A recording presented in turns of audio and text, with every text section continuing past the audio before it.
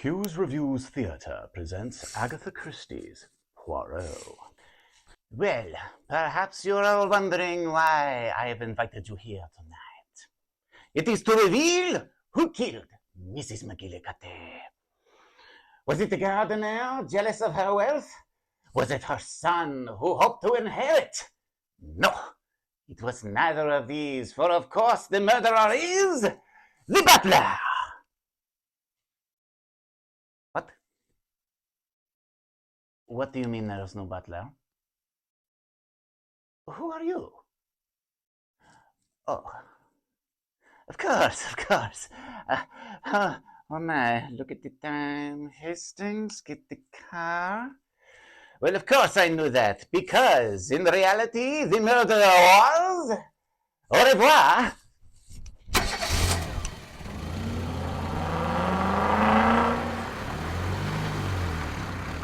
You know, Agatha Christie is considered the queen of mystery, and for good reason. Her books are sharp, well-plotted masterpieces of the genre. There's a reason she's the best-selling author of all time, and her greatest creation? It's gotta be Hercule Poirot, the odd little Belgian with the egg-shaped head who can solve a case from his living room simply by employing his little graces. He doesn't dash about getting into fights. He doesn't memorize useless facts. He studies people and how they think. Sherlock Holmes may get all the attention, but Poirot is the unquestioned king of deduction. And then Kenneth Branagh had to muck it all up with 2017's Murder on the Orient Express. Gone was the tight plot, the claustrophobic setting, and the quiet dignity of the original book or the much-beloved 1974 Albert Finney film. No, now Poirot was an action star, chasing people down, getting into gunfights, and resembling his literary counterpart about as much as I resemble Chris Hemsworth. And no, I'm not talking about Fat Thor. I know I've gained a little weight, and I'm a little sensitive about it. But anyway, after that came Branagh's Death on the Nile, a green screen monstrosity with poorly translated characters and a script that forced modern social and political gripes into a period setting that frankly couldn't support them, including a scene where Indian-born Ali Fazal states, "If the local police saw a dark man holding a gun, they'd shoot me before I ever saw a noose." And all I could think was, dude, you're in Egypt. The cops we've seen thus far are darker than you. Settle down.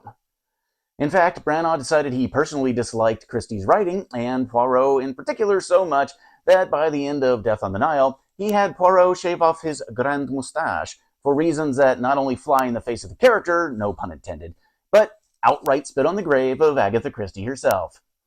So suffice it to say, when I heard he was adapting Christie's Hallowe'en Party for the big screen, I was less than enthused. But, okay, I had to put away my reader fanboy hat and put on my movie fanboy hat. I'm nothing if not fair.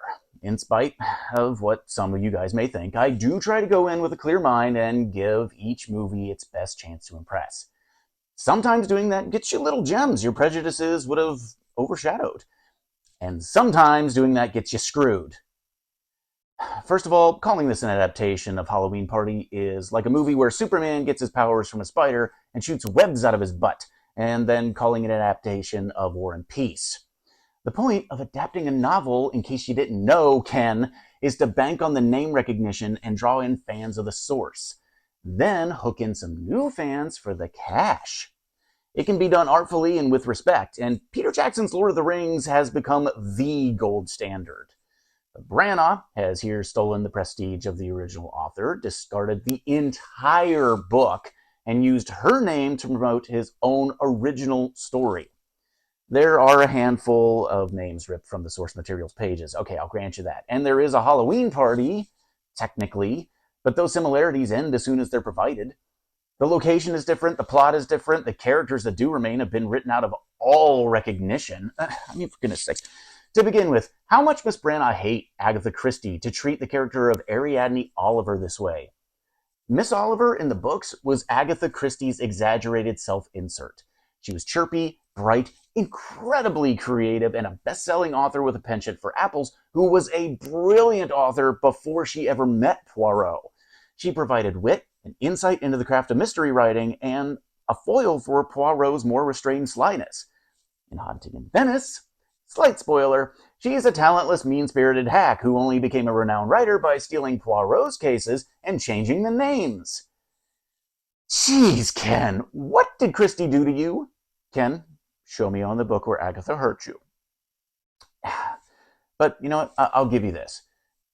Oliver does have one interesting line in the movie, where she accuses a man of ruining lives because a woman made him feel small, and I wondered if this was a confession by Branagh, who himself is standing on the shoulders of a giant, finds himself incapable of approaching her brilliance, and so takes credit for her genius and uses her name to promote his own lesser works. But okay, once I realized it wasn't an adaptation, but a wholly original story, it gave me the freedom to judge the film as such. So how did it fare as an original murder mystery?